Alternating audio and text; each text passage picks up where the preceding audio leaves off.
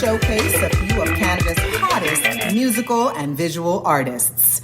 We are being brought to you by a WWB production with music by Andrew Riley and New York City's very own Emmy Award-winning composer Wendell Haynes. We can be found on Spotify, Apple Podcasts, iHeartRadio, Google Play, and Spreaker.com. I am your host, LWB, and it gives me great pleasure to introduce you to today's guest, Miss Janet Cull. Hi, how's it going? It's going great, my love. What we're going to do is we're going to introduce you to our audience with a little intro that we have prepared. So Janet Cull, folks, had an immediate impact on the Newfoundland and Labrador music scene upon her arrival in the early 2000s with the album The Janet Cull Band, which earned MusicNL awards for Album of the Year and Group of the Year. Her next full-length release, People Get Ready, garnered an ECMA nomination, but it was Janet's 2016 album, Real Tough Love, that found her reaching new heights. On top of bringing her 3 more MusicNL awards, it brought her to stages all across the world, including opening spots for Marianas Trench and the legendary K.D. Lang. So welcome once again, Janet Cull. What is going on, girl? How are you today? Tell the people how you doing, how you feeling. I'm great. I'm not long home from a big hike with my husky out in the snow, digging winter. Oh, that's your 8-year-old husky Anook? That's right. Aww. Shook. And, we had a storm just a few days ago, so we're taking advantage of it while we can. Nice. Well, today is February 28th, folks. It's our recording date with Janet. It's the last day of Black History Month. And so you and Anook, you celebrated with the best of them. And I love it. I love that Anook likes to hike. This is a good thing. So I know that hiking is a big part of your day-to-day. And tell us what it does for you creatively, Janet. Well, Mother Nature's always been so important to me creatively ever since I was a kid. Mm-hmm. I grew up in a tiny community in Newfoundland, a tiny fishing community with about 200 people there when I grew up. Mm-hmm. And every day I would hike down by the ocean and just sing. Mm-hmm. And it's stayed with me over the years. I mean, I'm almost 45 years old now, and looking fabulous, people. Let's just keep it real. Looking fabulous. But, it's just so good for your soul, your mind, your body. Yeah. Anook really is my best friend, and we spend every day out with Mother Nature, so it's a great thing. I love that. And speaking of soul, you have a recent ECMA nomination for Soul Recording of the Year. So tell us about that. Tell us. How did that come about? My latest album is called Hear It. It's my proudest work. I'm so proud of this album because it's all original material. The albums that I've done in the past have been kind of co-written, or I've recorded friends of mine's tunes. Sure. But this album is a breakup album. Oh. And you know the best song? Yeah. Breakup songs. Exactly. Just use it to the best ability that I could, just write a good album. Exactly. Well, I mean, you're in good company. Taylor Swift seems to do the same thing successfully, so there you go. Speaking of pop artists that are popular beyond Newfoundland, which you are the queen in town there, I must say, I went to see folks, Janet, perform live at the Black Sheep, and let me tell you something. Janet blew the freaking place down. You could hear her all the way from Manhattan to freaking Miami to Paris, France. Her vocals are so powerful. I know you're inspired by Alicia Keys. Can you tell the folks between your inspirations and your own natural flow and your stage presence and your power and your writing skills? I mean, how do you think you formulated it all? How did it all come together for you? When did you really feel that there was this symbiotic relationship between them all that made it all click for you to say that Hear It in 2021 is one of your best? What makes you say that? Well, I grew up in the Salvation Army Church, and gospel music has been so close to my heart ever since I was like 4 years old. I've been singing. Nice. So I've always been drawn to that real, from your soul, honest music. And growing up in Newfoundland, in a small town, I'm on an island, so it's pretty isolated here. And music was just so important to me. As I got older and I discovered artists like Roberta Flack and Gladys Knight, I was like, it just blew my mind. And then, of course, Alicia Keys came on the scene, and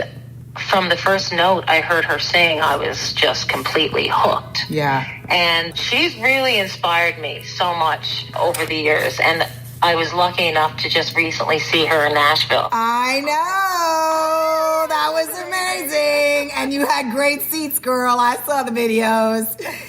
And a lot of people here in Newfoundland, they always tell me I look like Alicia Keys. You actually do. I feel like we sing from the same place. I feel so connected to her, even though she has no idea who I am. She will. Something special with that woman. She's amazing. She's definitely going to know who you are. You mark my words. I just have that feeling. You're the real deal. Vocally, you really, really are. I attended music and art high school, and we have a saying that there are those who can sing, and then there are those who can sing. And you can sing, Janet. So much, you have no idea. You can sing. I mean, I sat there, folks, at the Black Sheep, just bawling my heart out at Janet's very first verse. I mean, the minute she opens her mouth, you're just floored. Your entire soul and spirit is beholden by her power and her love, the passion that she puts in her music. So, but beyond music, you've also performed in musical theater, and I have a musical theater background, so this is just another reason why I wanted you on the podcast. What kind of inroads have you been making into film and TV? Let us know how that's been going, because you and I met on the set of Hudson and Rex, haven't we? That's right. That's right. That's right. I've been doing stage acting for a while with a local company, Spirit of Newfoundland, and it's a comedy troupe, and it's super fun. I've played Mary Magdalene 3 times in 3 different productions of Jesus Christ Superstar. But everything that I've done musically, I've just been thrown into it. Like, I'm self-taught. I've never had a voice lesson or any. So I think that's why it comes from such an honest place. Yeah. Because I've just found it on my own. Do you know what I mean? I do. But yeah, with film, I was a feature film called Body and Bones. Nice. Directed by Melanie Oates. But film is so different from stage acting. It's amazing, right? Yeah. Like the difference. Right now, next season actually of Hudson and Rex, I'm not super excited because I'm going to be part of Team Rex, which is the dog team. Training the dogs and being on set with the dogs, because my passion for animals is just wild. But what I'm blown away by just in our wonderful conversation, and let's just, again, say thank you so much for choosing our podcast to be your very first podcast ever. We are so honored to have you here. In our eyes, you're one of Canada's not only sweethearts, but real true gems. And I'm just so thrilled to be able to showcase who you are to the masses. But just chatting with you here, we're talking about being a part of Team Rex. We're talking about comedic chops, Body and Bones, which I want to definitely have you make sure you give us the links for so that people can check you out in that. But I'm hearing hiking, and I'm hearing your inspiration from soul and gospel. I mean, you are just one beautiful Crayola box of inspiration. When I hear you and have gotten to know you, you seem to be this sponge. What I like is that you then release it to the world and you share that. There's something really beautiful and poetic about that. Do you recognize that in yourself? Do you see that you are kinetically interested in things outside of yourself, your individuality, your personal losses? You have a son. I mean, you're a mother. So, you talk about Mother Earth. I mean, how does it all become Janet Cull for you? Oh, that's a big question. Yeah. I mean, I don't know. I mean, I just am who I am, and I believe that love makes the world go round. Yeah. And everything that I do and that I commit to, I'm passionate about it. And I think that is so important. Yeah. And I've struggled here on the Rock as an artist. It's not easy to make a living here, but I've managed to do it, which is just incredible. Yeah, it is. How many albums do you have? I went to the local record store and I have a photo that I'm going to share with the audiences that you've not even seen yet. And so there's an old school record store in Newfoundland in St. John's where Janet is, and I found her section. So how many albums do you have? Well, I have 4 albums. Okay. But, I mean, the way it is here in Newfoundland, you work with so many artists. So I've done background vocals on, oh my gosh, I'm probably on 50 or 60 albums. Wow. Yeah, we all work together here. It's a beautiful music community in Newfoundland. I talked about the isolation before, but I think it's such a part of every household. You grow up, and no matter where you go, someone can play music. That's beautiful. In each house. That's beautiful. It's just it's a real special place, as you know. As I know, I love that you said that because we were on a boat tour and the captain of the ship, folks, broke out in a 5-part aria. Only in Newfoundland. I'm so serious. And I was blown away, so touched, so affected by the charm of this place. And I'm really glad you also brought up the sense of community within the music world in Newfoundland, because I do see you all working together, and I do see how many chances that you all get to sort of uplift and support each other. For instance, with your piano player, I noticed, and I'm really surprised to hear you say that, you don't have any training, because what I was blown away by is that you have an ear. You recognize scale and you recognize notes, and you're able to go to your piano player and indicate what keys you're in. I was just so impressed with that. And again, hearing that you have no formal training is just way beyond impressive. That's a big deal. I just really trust myself when I'm singing, because it's when I'm my most authentic self. Yes.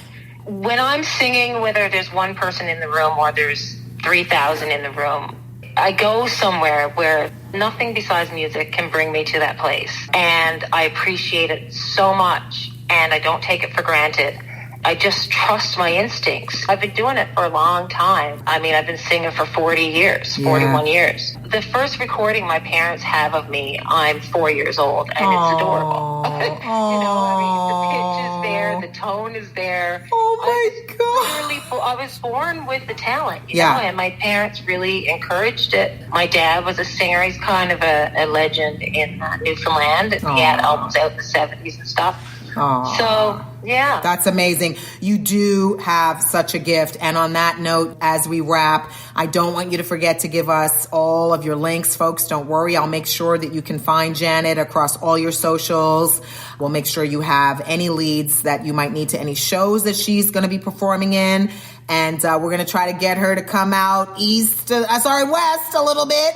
She's as far east as you can get. Share her gifts with us. And we can't thank you enough for being here, Janet. And we just wish you all the best for you to be continuing to share these gifts you have for the next 40, 80, 120 years. Please, stay. Thank you so much. Thank you so much for inviting me on your show. No, we're thrilled to have you. And thank you so much. On that note, folks, I'm LWB. Be sure to tune in for our next episode where we're going to be showcasing all sorts of artists just as fabulous. You have yourself a great day, folks. Be well, be blessed. I'm out.